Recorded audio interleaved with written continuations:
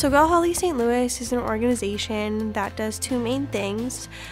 We build gardens at low-income preschools, and we teach the kids about the importance of gardening and healthy eating, but we also bring the food to food banks. So I started gardening when I was 11 years old, and then I took my produce to a local food bank, and I took a tour of the food bank, and I realized that they really didn't have enough produce available for families. So I went to a local YMCA, and I asked them if I could grow a garden there, and at first it wasn't about teaching kids, it was more about getting the produce, but I learned that I could do a service learning project, and I could help these kids as well. So over the course of the last, I think, like 5 years, I've had 750 volunteers. I really hope that this project continues in St. Louis and will continue in the rest of the nation, hopefully in the end. I have been training people in St. Louis to continue this, but the end result is to have it be a sustainable project. I have been helping these preschools, but hopefully in the end, every single school in the U.S. will have a gardening curriculum and healthy eating curriculum. The Ferguson Collaborative came together in about May of 2015. It's a group of community members, some people from inside and outside of Ferguson both. We have parents and teachers and lawyers and activists who came together when we realized that the community voice was not being heard in the process of the Department of Justice consent decree agreement between the city of Ferguson and the United States government. One of the main things that we wanted to do was be able to inform the community of events, of important things, decisions that the city makes. We took that on as our responsibility as well, as to make sure that important information that the community needs to know about is getting out to them. So the Ferguson Collaborative, I felt, has made a significant difference in the city of Ferguson, particularly in this consent decree process. And we have gotten the consent decree signed, which was obviously huge, and that was a big fight. Going forward, it's very clear that they know that we're watching and that we're paying attention. We attend the hearings in front of the judge, so they're aware that there's a community looking over their shoulder the whole time. Northside Community School is a public charter school.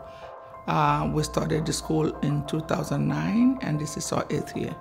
Our focus is to give our students strong elementary school educational strength or background, so that they are proficient in reading, proficient in math, and writing, and the 3 R's, so that they can be successful in middle and high school.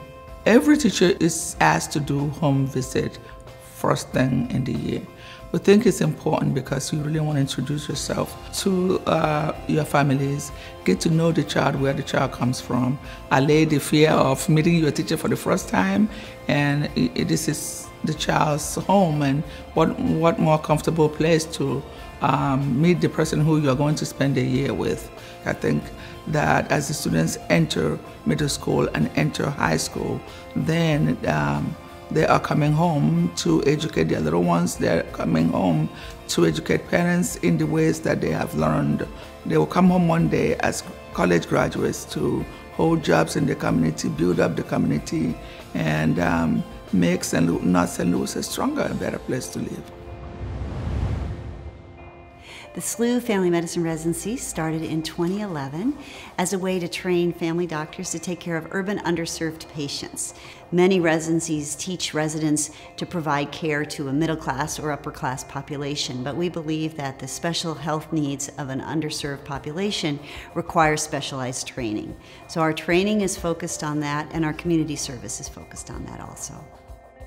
During their 3 years of training, our residents have both experiential and didactic training. In other words, they spend day-long workshops for an entire year, 1 day out of each month, studying some area of the community. It might be a day on homelessness and addiction, or a day on the geriatric safety net, or on education for underserved children.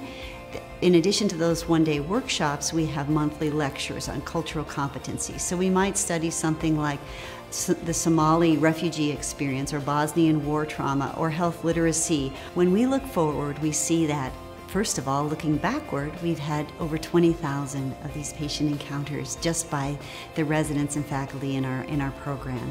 Looking forward, we hope to multiply that year by year. Each year we also graduate 6 residents who are fully trained for this diversity of practice. And so we are seeding our region with highly trained primary care doctors who have a great degree of cultural competency. It's an honor to win this award. I am very appreciative of Focus St. Louis. I know they recognize people who have done incredible work, and it's just an honor to be listed as one of them. It means that the teachers are doing a wonderful job, and it does mean that the parents have made a good choice.